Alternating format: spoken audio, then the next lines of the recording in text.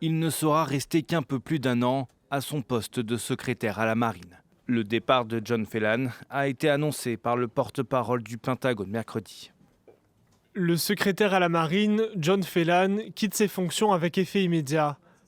Nous remercions M. Phelan pour ses services rendus au département et à la marine des États-Unis. Aucune raison officielle n'a été donnée à ce renvoi. Mais selon le New York Times, John Phelan avait eu plusieurs conflits avec de hauts responsables du Pentagone, dont le secrétaire à la Défense, Pete Hegseth. Des tensions liées à son style de management ou encore ses opinions sociales et culturelles.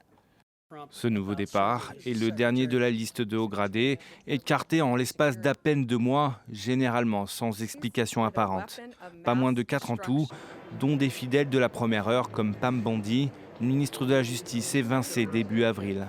Elle a fait les frais de sa gestion de l'affaire Epstein, comme l'explique cet expert au moment de son limogeage. Le président Trump accorde une grande importance à la loyauté, mais aussi à la compétence perçue et à la capacité d'obtenir des résultats. Je pense donc qu'il n'a pas apprécié le chaos engendré par l'affaire Epstein. Cela l'a contrarié. Lundi dernier, la ministre du Travail, Lori Chavez de Remer, a elle quitté son poste officiellement pour rejoindre le secteur privé.